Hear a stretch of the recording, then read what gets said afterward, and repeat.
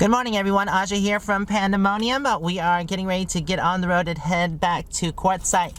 I'm so excited. Yay! We are actually going to make a quick stop. I have to get gas, but that's not going to be where we stop. I want to stop at the Proving Grounds, and it is on the way to Quartzsite, so I'm excited. Yay, we just have a small caravan with us. Terry and Scott are already headed that way. They had some errands to do, and then they're going to meet us there. So I've got about 4 people with me. So yeah, the tribe is weird. Sometimes, you know, I'm by myself, which is cool, and then sometimes I have a group of people. It's awesome. I love it. All right, let's do this thing. Onward Bound.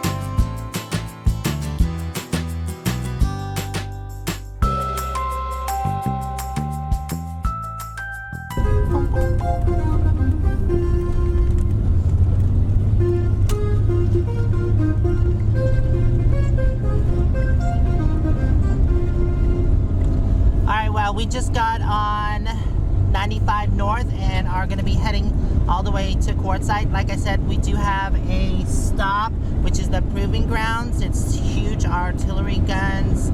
Yeah, I thought it'd be a neat place to stop at. We're supposed to be meeting Scott and Terry there as well.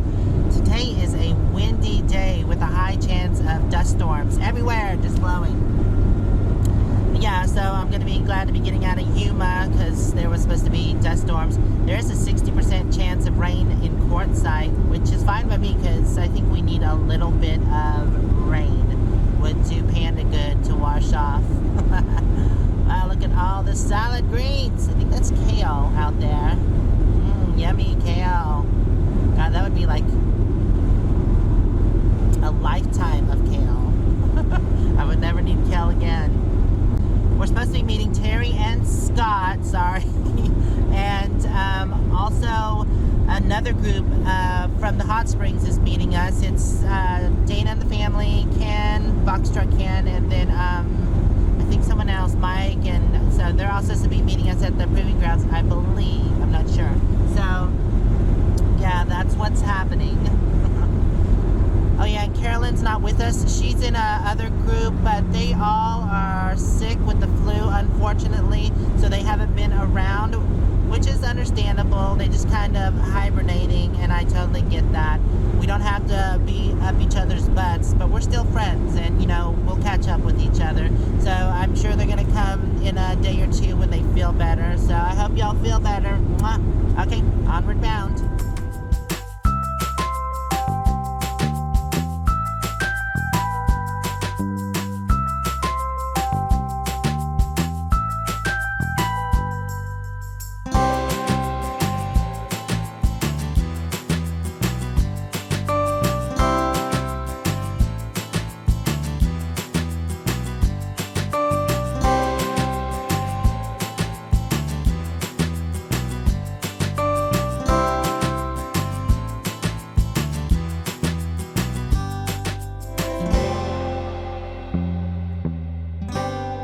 Yuma Proving Grounds. U.S. Army. Are you ready to join, Moo-moo? She's like, no. Well, we made it to the Proving Grounds, and look, the sign says, Danger, U.S. government property, impact area, unexploded ammunition, no trespassing. Wow. Yeah, so you wouldn't want to take a nice leisurely stroll There is no overnight camping here in the parking lot. Wow, look at that big gun. That sucker is huge. What are you ducking out of the scene for? You scared? Are you scared? Scott and Terry just made it here, so we beat them here.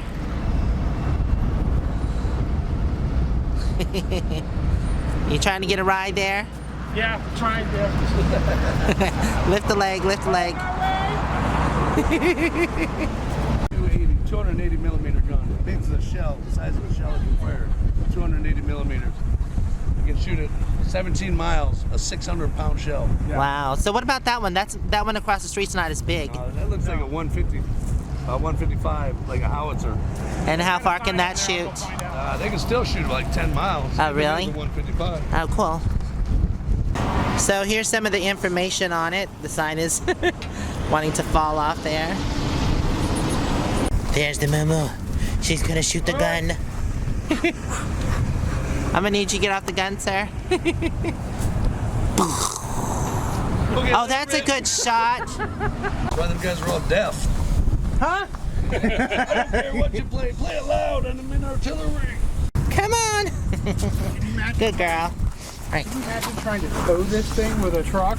No, that thing's huge. You'd have to have, well, it's got to be towed with a semi, and the tires that are on it are like solid rubber. There's no air in them whatsoever. Wow. So this is what's at the Proving Grounds. There's the Visitor Control Center, which is less than a mile away. 1.4 miles away is the command group. Then there's other stuff like almost 5 miles away. Commissary. Yeah, we can't go in. I don't think we can go in there unless you're military. So, okay. So we're just gonna go to the Visitor Control Center. Definitely wouldn't want to drive down that dirt road and get exploded. But Terry and Scott already left, and we think we're gonna head about a mile up. That's where the visitor center is, I guess. This road is U.S. Army property, so it's saying that traffic violators will be subject and ticketed by military or civil authorities. Less than a mile up the road are some more things to see. I think tanks, but then Terry and Scott said there was nothing else. So we're just gonna go up there and see, and then I guess head back. Go ahead and head to Quartzsite.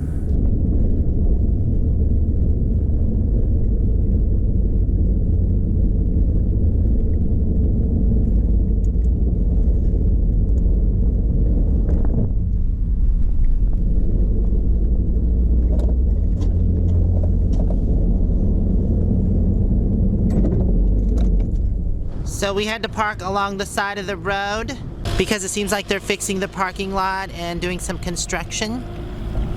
When I was coming in, I saw a tank, but I don't see it anymore. It was a beige tank. So it kind of blended into the landscape, but I could see it because it was throwing up a bunch of dust everywhere. And I was like, oh, that's a tank driving, but now I don't see it anywhere, so oh well. Darn it. Well, anyways, the tank that I saw looks just like this one. Pretty neat, huh? So what are these? Just warheads? No, these are shells that them big guns fire. Oh, those are the shells that the big gun fires. And this is number 1. Wow, 1,900-pound shell.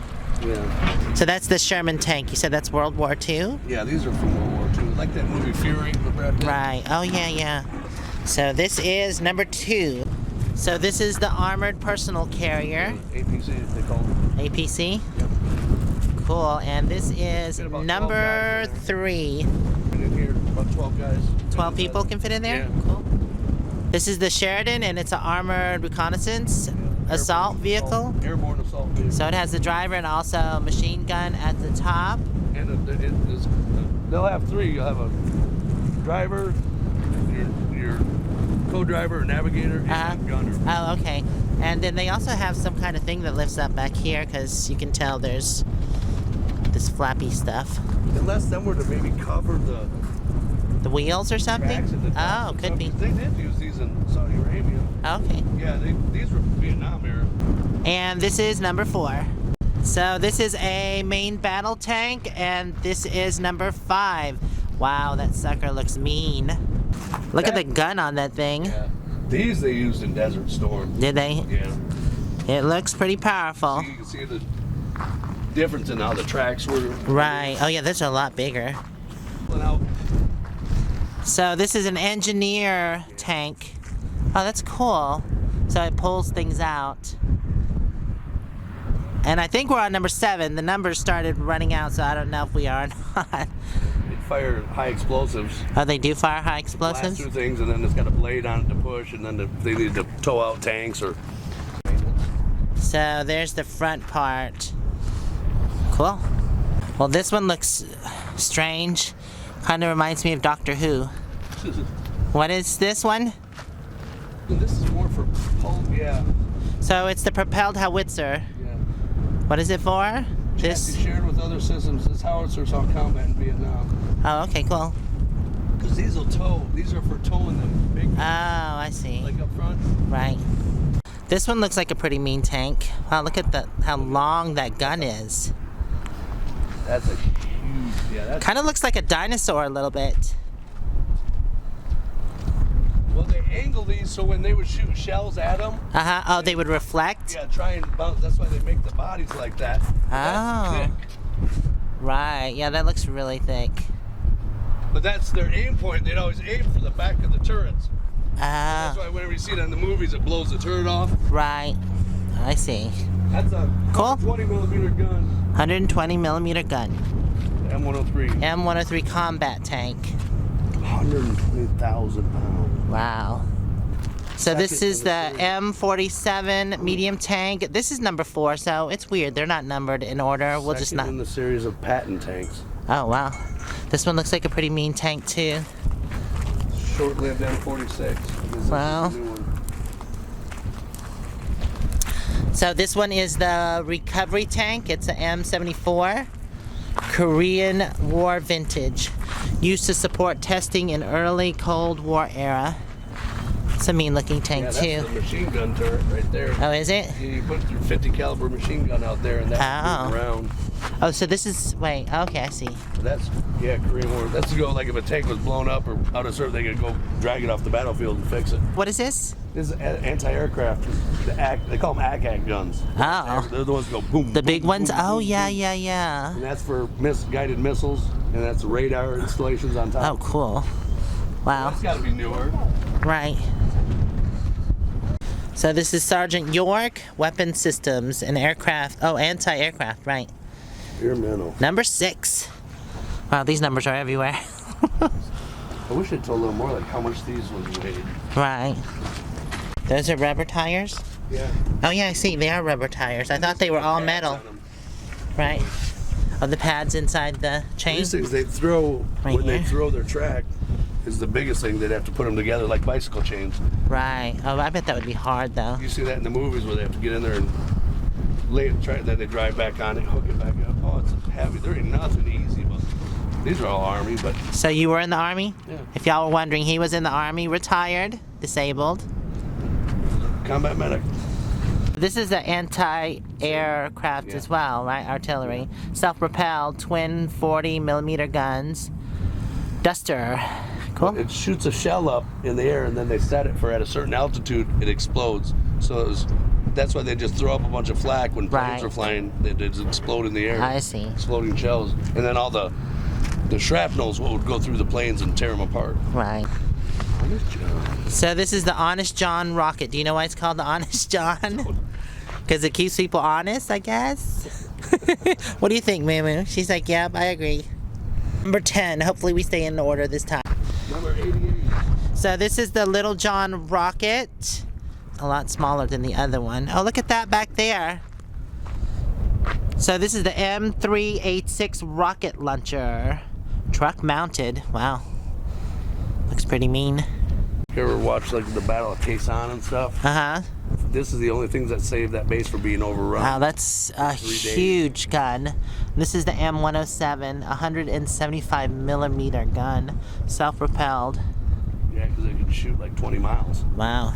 So that base was going to be overrun, but all the howitzers back Right. behind kept firing shells, and they were exploding right outside the base, kept the enemy. That's the only thing that kept them from overrunning bases Oh, wow. in Vietnam, was these in the rear. Cool. Because they couldn't get through it. They would put down a wall of lead that you couldn't get through. Right. No matter how many people they would send, the Vietnamese would keep sending. The bodies were stacked on top of each other Oh, that's not for that cool. base. So what we basically have here is guns on wheels. There's no engine or anything, right? So. No, they'd tow it. Oh, these are just towed anti-aircraft guns. They'd tow them into position and set them up. I see. They're anti-aircraft, so they'd usually be on the outskirts. Right. The rocket. So what is this? Just a missile launcher? Yeah. Oh wait, hold on. Yeah, multiple rocket launchers. Yeah, multiple rockets. So that is mortar, right? Yep. The M91 115 4.5 inch towed. What the, like 115 and 175 millimeters, how big they are, how big I the see. shells are, how many Right. millimeters around. Right. So the bigger the bigger the shells. So yeah. So you had 1, 2, 3, 5, 20 at a time. They number of the 20 rockets. Oh yeah, they just shoot off. I've seen those before. And number 11 is an XM204 105. This one's kind of small. It's not as big as the other ones. All right, we're at number 12. Like I said, these numbers are all over the place. It's starting to rain. This is the M7B1 105 millimeter self-propelled Instead howitzer. of firing it out, it had its own propellant on it. Its own. Oh, I see. Okay, You need a barrel to fire 'em it's out. starting to rain and we have just 3 more left, so let's do this. Number 13. That looks like a big portable gun. Wow. So it's the M115 8-inch towed. Cool. I bet that sucker is loud when it goes off.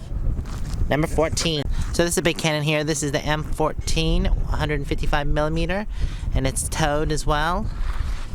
So he was saying that these were loaded like the old cannons way back when, but instead of the front, they load them through the back. You think they would have a updated version of them. So this is number 15, and it's the M101 105 millimeter. You said these were popular because they could be These were fired. used in every battle, from World War II to Korea, Vietnam. This is what they had the most of. They used. Because they can fire really quickly. Yeah, because they could reload and fire real quick, Okay, taking out everything in that whole area. right. And they couldn't get out the sides because the other guns would keep the sides exploding. Right down the road is the main gate of the base, and there is a tank. Ooh, look at that right there. Not sure what kind of helicopter this is, but it's got huge propellers. It does say MM008. That is an awesome looking helicopter. All right, everybody, well, this has been the Proving Grounds here outside of Yuma. I hope you enjoyed the tour. Until next time, stay safe and onward bound. I love everyone out there. Bye for now. Mwah.